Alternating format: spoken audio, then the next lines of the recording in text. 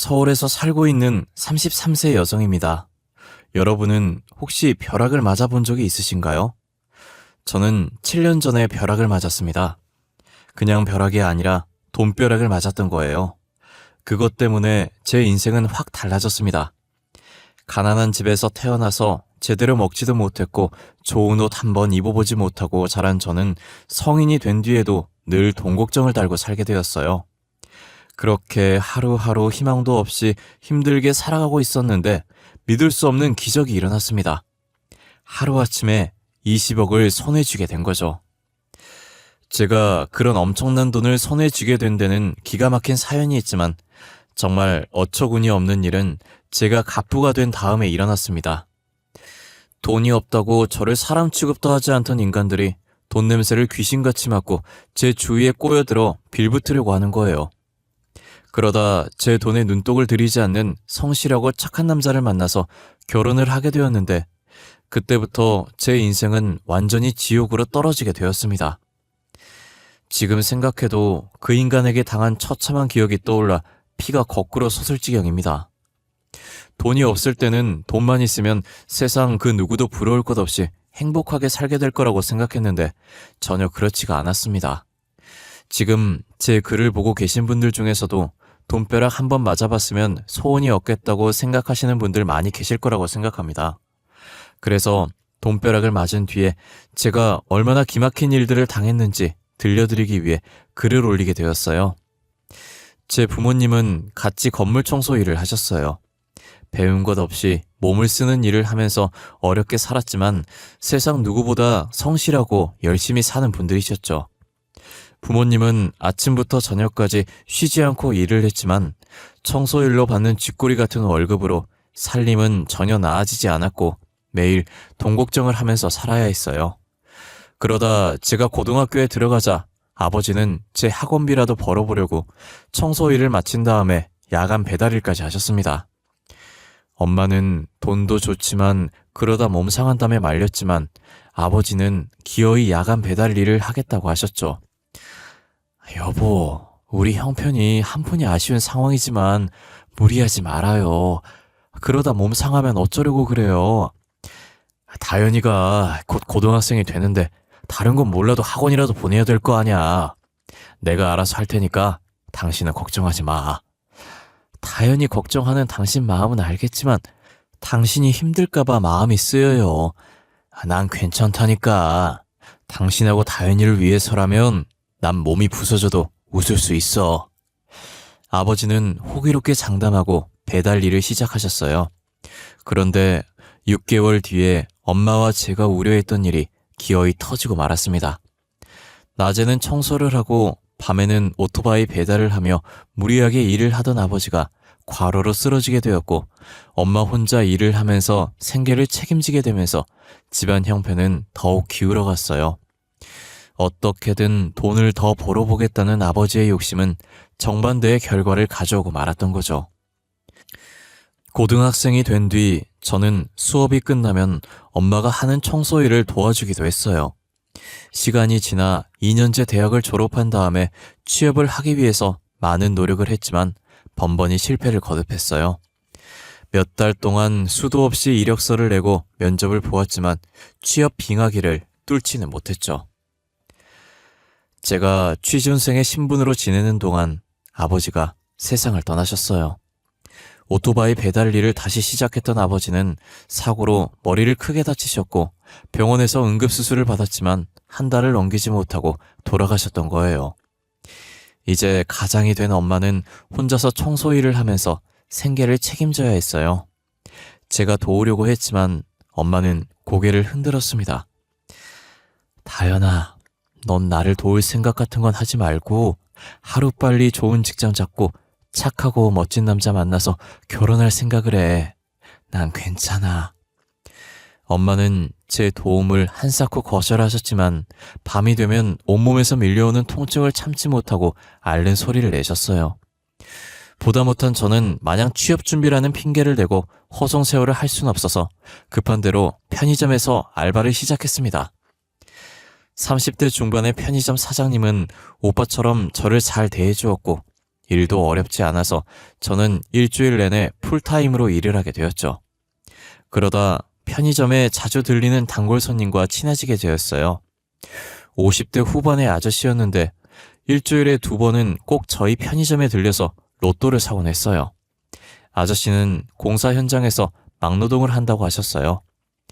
서너 달이 지나면서 아저씨는 제게 편하게 말을 놓았고 서로 사적인 대화도 하는 사이가 되었죠. 그러던 어느 날 아저씨가 심각한 표정으로 제게 말했어요. 다현아, 너한테 부탁이 하나 있는데 말해도 될까? 부탁이요? 뭐든지 하세요. 돈 빌려달라는 것만 빼고요. 어려운 건 아니야. 앞으로 나를 보면 아빠라고 불러주면 안 되겠니? 너를 보면 헤어진 딸 생각이 자꾸만 나서 그래. 제가 딸같이 느껴진다는 아저씨의 말에 저도 아저씨를 아빠처럼 여기고 있다고 말했어요. 사실 저도 아저씨를 볼 때마다 돌아가신 아빠 생각이 났어요. 앞으로 아빠로 생각하고 대할 테니까 딸처럼 대해주세요. 그래, 고맙다. 아저씨는 제 손을 잡고 고맙다고 한 다음에 묻지도 않았는데 왜 가족들과 헤어져서 막노동을 하면서 사는 처지가 되었는지 안타까운 사연을 전부 말해주었어요. 원래 아저씨는 건설회사의 하청업체를 운영하면서 크고 작은 공사를 맡아서 하셨다고 해요. 규모는 크지 않았지만 자기 사업을 하면서 사장님 소리를 들으면서 제법 괜찮게 살았는데 계약 과정에서 알게 된 비리를 경찰에 제보한 게 화근이 되어서 원청 업체의 눈밖에 나게 되었고 원청 회사의 악랄한 보복으로 회사가 거덜이 나고 말았다고 하네요. 엎친 데 덮친 격으로 동업자에게 사기를 당하면서 큰 빚까지 지게 되어서 가진 재산을 모두 날리고 알거지 신세가 되었던 거죠. 무일푼의 빈털터리가 되자 아내는 아저씨에게 이혼을 요구했고 결혼한 딸은 아이 연락을 끊어버렸다고 합니다. 그래서 아내와 이혼을 하고 딸에게도 버림받고 혼자 고시원에서 외롭게 살고 있다고 하셨어요. 아저씨에게 로또는 마지막 희망이었던 거죠. 로또에 당첨이 돼서 돈이 생기면 마누라와 딸도 내 곁으로 다시 돌아올 거야. 로또 용지를 보면서 희망에 차서 웃는 아저씨가 너무 안쓰럽고 가련하다는 생각을 했습니다. 며칠 뒤에 아저씨는 제게 로또 번호를 찍어보라고 하셨어요. 저는 정말 아무 생각 없이 번호 6개를 말해주었고 아저씨는 제가 말해준 번호를 적은 로또를 산 다음에 그걸 제게 주었어요. 자, 이건 다현이 네가 가지고 있어. 정말 저한테 주는 거예요? 그래, 대신에 당첨이 되면 우리 똑같이 반반 나누는 거야. 아빠, 당근이죠.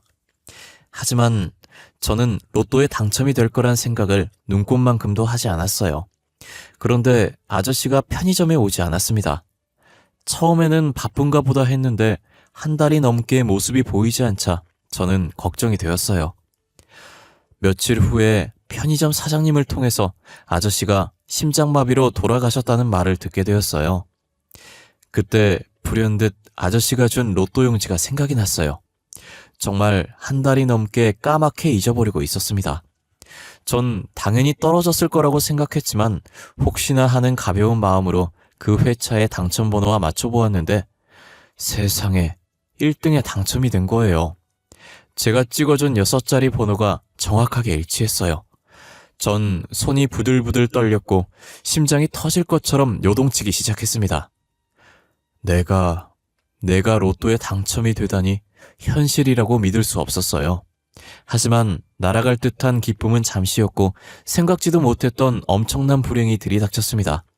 제가 내민 로또 용지를 본 은행 직원은 난감한 표정을 지었어요.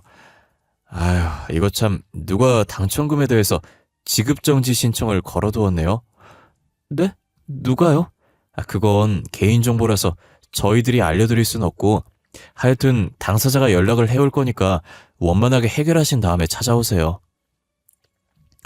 그날 로또를 사서 제게 준 건 돌아가신 아저씨인데 누가 지급정지를 신청한 건지 알 수가 없었죠. 하지만 며칠 뒤에 돌아가신 아저씨의 전처와 딸이 편의점에 들이닥쳐서 제게 당첨금을 내놓으라고 윽박질렀어요. 그녀들이 한 짓이었던 거예요. 새파랗게 젊은 것이 돈을 보더니 눈이 뒤집히고 간이 배밖에 나왔구나. 당장 그 돈 전부 내놔. 아줌마, 로또 번호는 제가 찍은 거고 아저씨가 사서 제게 준 거니까 제 거라고요. 뭐? 웃기고 있네. 네가 아직 세상 무서운 줄 모르나 본데 험한 꼴 당하기 전에 당첨금 전부 내놔. 제가 어리다고 만만하게 보시는데 어림도 없어요. 영업방해로 경찰에 신고하기 전에 당장 나가요. 허, 그래? 좋아. 각오 단단히 하고 있어. 곧 내 앞에 엎드려서 살려달라고 싹싹 빌게 만들어줄 테니까. 전처와 딸은 아저씨의 유품을 정리하다가 수첩에 남겨놓은 로또 번호와 메모를 확인해 본 다음에 저를 찾아왔다고 했어요. 그녀들은 변호사를 찾아가서 자문을 받았더니 그 당첨금은 자기들 것이 확실하다는 말을 들었다면서 저를 협박했습니다. 그날부터 그녀들은 매일같이 밤낮을 가리지 않고 수도 없이 협박 문자를 보냈어요. 밤길 조심해라. 돈을 주지 않으면 청부업자 고용해서 쥐도 새도 모르게 죽여버리겠다. 보기만 해도 소름이 끼치는 문자들 때문에 저는 노이로제에 걸릴 지경이 되었죠. 그리고 마침내 그녀들은 저를 상대로 당첨금의 절반을 내놓으라는 소송까지 걸었어요. 법원에서 소송장과 출석 요구서 같은 게 날아오자 엄마는 제가 당장 잡혀갈 거라고 생각하고 하늘이 무너진 것처럼 깊은 한숨을 쉬셨어요. 다현아, 돈보다는 사람이 살아야지. 그것들은 돈에 눈이 뒤집혀서 무슨 짓을 할지도 몰라. 그냥 달라는 대로 주고 끝내자. 무서워서 살 수가 없구나. 가장도 없이 집안에 여자 둘뿐이니 엄마와 저는 의지할 데가 없었어요. 엄마와 저는 여러 날을 고민하다가 억울하고 아깝지만 그녀들이 원하는 대로 돈을 주기로 했어요. 그때 전후 사정을 모두 아는 편의점 사장님이 저를 말렸습니다. 그 여자들이 뭐라고 떠들면서 협박해도 그 돈은 네 거야. 무섭다고 도망치려고 하지 말고 당당하게 맞서서 싸워. 저도 그러고 싶어요. 하지만 말이 쉽지 무서워 죽겠다고요. 이젠 문자가 오기만 해도 경기가 날 지경이라고요. 정말 악독한 것들이야. 내가 잘 아는 변호사 소개해 줄 테니까 너도 맞대응해. 그런 쓰레기 같은 것들한테는 정면으로 맞서야 돼. 나도 도와줄 테니까 기운 내. 네, 사장님. 고마워요. 사장님은 저를 그 변호사의 사무실로 데리고 가서 소개해 주셨어요. 그는 사장님의 대학교 후배라고 했습니다. 변호사 개업한 지 1년밖에 안 된 햇병아리지만 실력은 아주 뛰어난 친구야. 최정수라고 합니다. 잘 부탁드립니다. 부탁은 오히려 제가 드려야죠.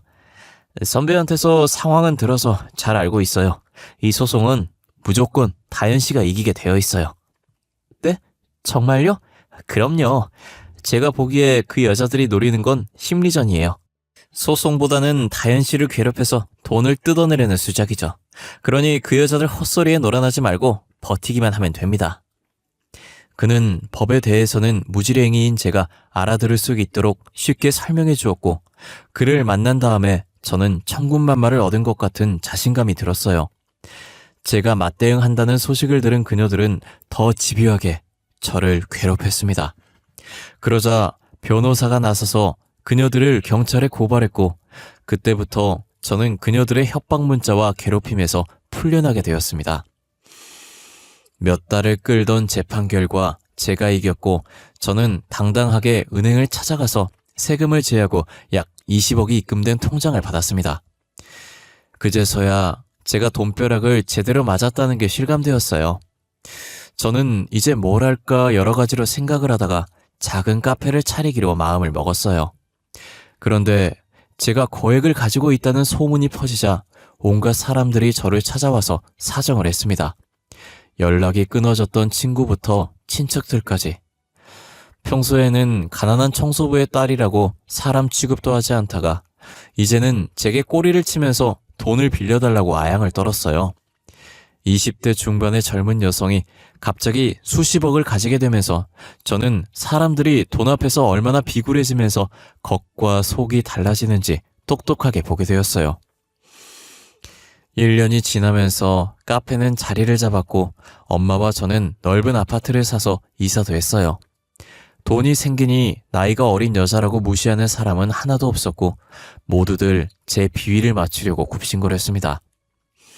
그러면서 저를 도와주었던 변호사와 만남도 이어졌어요.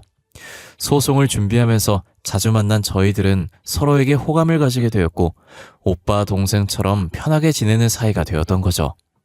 그러다 같이 저녁을 먹는 자리에서 그가 제게 사랑을 고백했습니다. 우리 만난 지도 벌써 1년이 넘었지? 맞아, 시간이 참 빨라. 우리 언제까지 이런 사이로 만나야 될까? 이런 사이라니? 그게 무슨 말이야? 친구도 아니고 애인도 아니고 어정쩡한 사이 말이야. 오빠는 어떻게 생각해? 사실 오래 고민했어. 그렇지만 더는 미룰 수 없어. 나는 벌써부터 너와 결혼할 생각을 하고 있었어. 그런데 사람들 시선 때문에 망설이고 있었어. 사람들 시선 때문이라니? 사람들이 네가 가진 돈 때문에 결혼하려 한다고 생각할 게 뻔하잖아. 그는 예전부터 저를 마음에 두고 있었지만 오히려 제가 가진 돈 때문에 고백을 망설여왔다고 했어요. 내가 분명하게 말하는데 돈 때문에 결혼하려는 거 아니야. 그건 나도 알아. 솔직히 나도 오빠가 좋아. 은근히 고백해주기를 기다렸어. 그래, 그럼 우리 결혼하자. 다른 사람들이 어떻게 생각하든 우리들 사랑만 확실하면 되는 거야. 그렇게 저희들은 결혼을 약속하게 되었죠. 주위에서 돈을 보고 제게 호의를 베푸는 사람들이 있었지만 적어도 그는 그런 부류의 인간들과는 다른 사람이란 생각이 들었어요. 1년간 만나보니까 그는 남의 돈에 욕심을 내지 않는 순수하고 깨끗한 마음씨를 가진 남자라는 확신을 가지게 되었거든요. 저는 엄마에게 변호사와 사귀고 있다는 말을 처음으로 했어요. 그런데 좋아할 줄 알았던 엄마의 표정이 무척이나 어두웠어요. 사람은 누구나 자기 분수에 맞는 짝을 만나야 하는 법이야. 내 주제에 변호사 사위를 보더니 너무 기울어지잖니. 그래서 걱정이다. 엄마, 그런 건 걱정하지 마. 내가 아는 한 변호사라고 못 배운 사람 무시하는 저질은 아니야.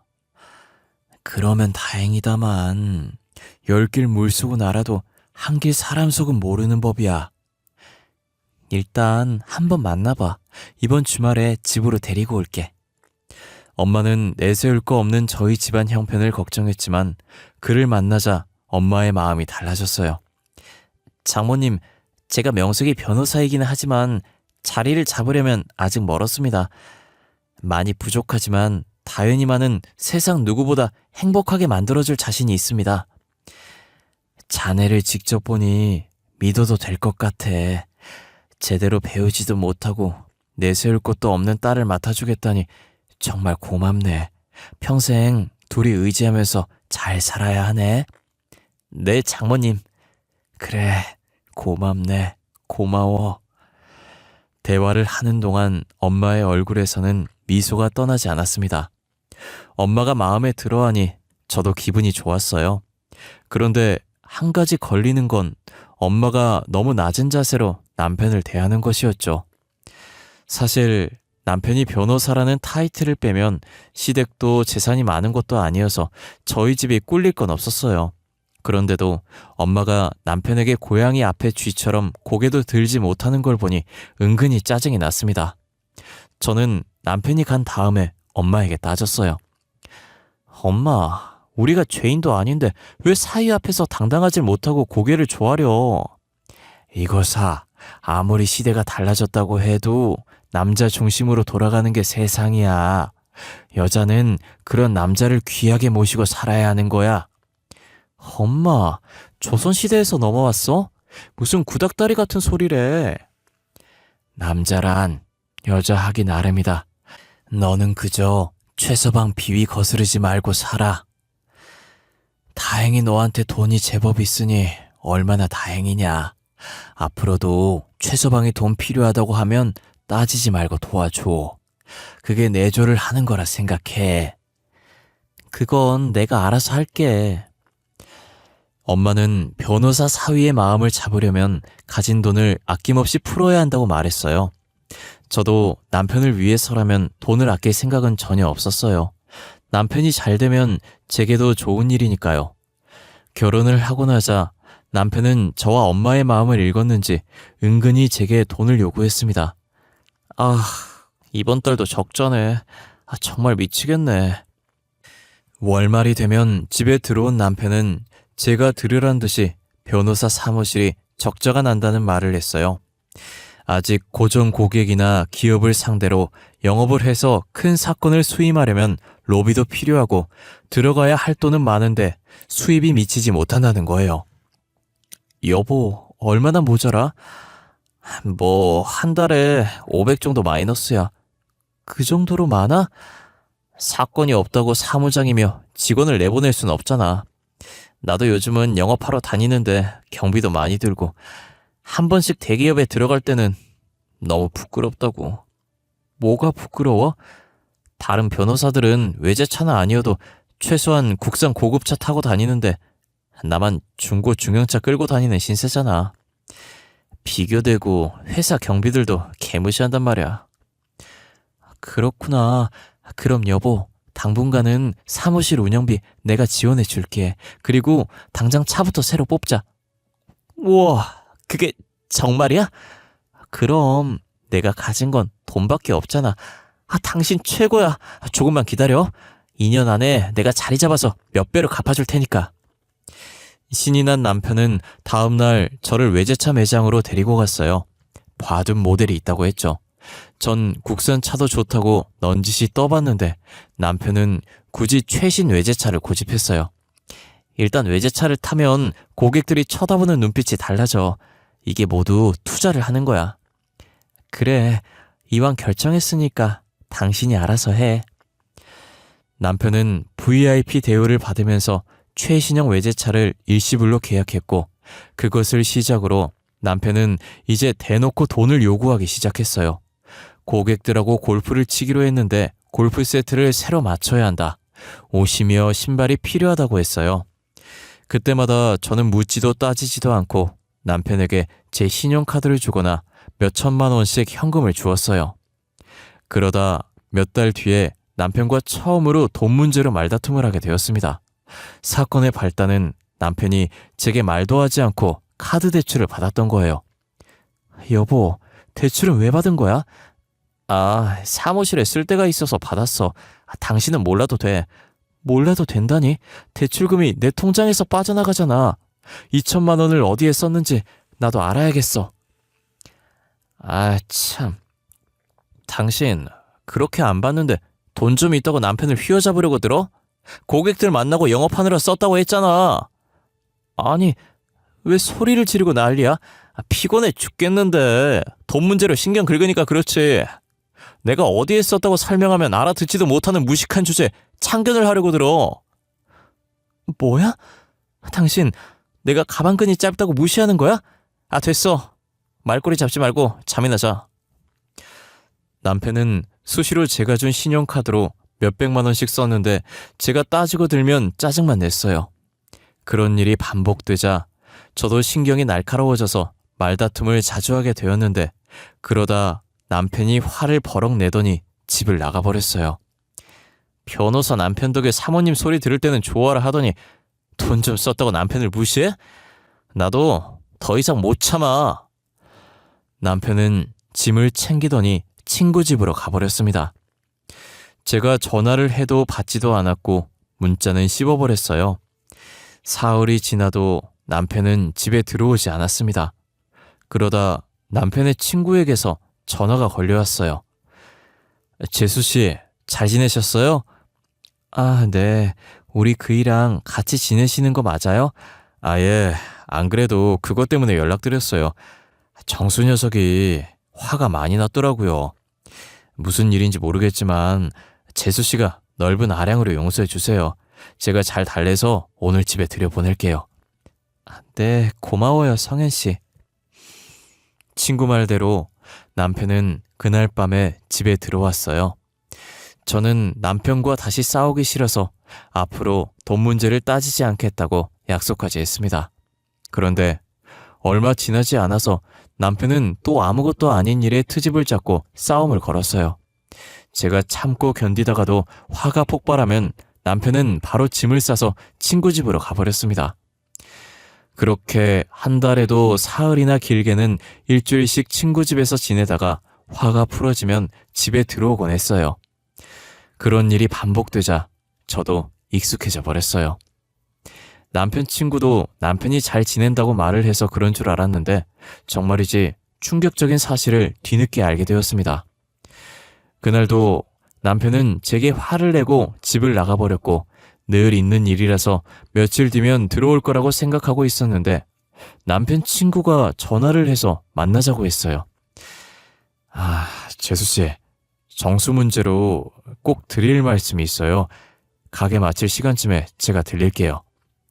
밤늦게 카페로 온 그는 남편이 무슨 짓을 저지르고 있는지 경악스러운 사실을 들려주었습니다. 그동안 정수 녀석이 하도 사정을 해서 가만히 있었는데 더 이상은 안 되겠어요. 재수씨, 정수 녀석 다른 여자랑 딴 살림 차려서 살고 있어요. 네? 그게 무슨... 정수 녀석 처음부터 재수씨 돈을 노리고 결혼한 거 맞아요. 결혼 전부터 사귀는 여자가 따로 있었어요. 그럼 남편이 집을 나간 것도 동거녀 때문이란 말이에요? 맞아요. 제 집에서 지낸 게 아니라 다른 여자와 살았어요. 그동안 속인 거 진심으로 사과드릴게요. 남편 친구는 남편이 의도적으로 제 감정을 건드렸고 그걸 빌미로 가출해서 동거녀와 놀아났다고 했어요. 저는 온몸이 떨렸고 심장은 터질 듯이 요동쳐서 숨을 제대로 쉴 수 없는 지경이었어요. 그동안 대출을 받은 것을 포함해서 제 돈으로 동거녀의 생활비를 대주고 있었던 거죠. 정수놈은 재수씨를 그저 소폰서로 생각하고 있어요. 얼마 전에 동거녀가 임신을 했어요. 이거는 제가 참을 수가 없네요. 남편 친구는 동거녀와 남편이 살고 있는 빌라를 알려주었고 저는 남편이 또 가출을 하자 엄마와 함께 그 집에 들이닥쳤습니다. 저를 본 남편은 얼굴이 백지장처럼 질리면서 굳어버렸습니다. 이런 처죽일 놈 같으니 명색이 법을 공부했다는 변호사라는 놈이 이런 파렴치한 짓을 해? 엄마는 악에 받쳐서 남편의 뺨을 연달아 갈겨버렸습니다. 장모님, 그러니까 제 말을 들어보시고 니놈 입에서 나오는 더러운 변명은 듣고 싶지도 않아. 여보, 모두 오해야. 사실은 말이야. 뻔뻔스러운 인간 같으니 넌 내가 만난 인간들 중에서 가장 말종이야. 내 가슴에 못을 박았으니까 나도 똑같이 갚아줄 테니까 각오해. 남편은 제 다리를 붙잡고 울면서 호소했지만 저는 남편을 상대로 이혼 소송을 제기했습니다. 남편은 변호사인 자기 체면을 생각해서라도 소송만은 하지 말아달라고 애원했지만 여자가 한을 품으면 얼마나 무서운지 모르고 있었어요. 저는 위자료에 더해서 남편이 그동안 저를 속이고 동거녀에게 써버린 돈까지 반환 소송을 했고 전부는 아니지만 일부는 돌려받을 수 있었습니다. 전 남편이 딴 살림을 차렸다가 이혼 당했다는 소문이 퍼지자 사무실 직원들은 모두 떠나버렸고 전 남편은 변호사 자격까지 박탈당했다고 하네요. 그리고 동거녀에게도 사기죄로 소송을 당했다고 합니다. 동거녀에게는 총각인 척 행세를 했고 자기가 국제 변호사에서 외국 출장이 많다는 거짓말을 했다는 겁니다. 모두가 자업자득이겠죠. 여러분들도 돈에 눈이 멀어서 짐승 같은 짓을 하는 일은 절대로 없기를 바랍니다. 그동안 제 이야기 들어주셔서 감사합니다. 모두들 행복하세요.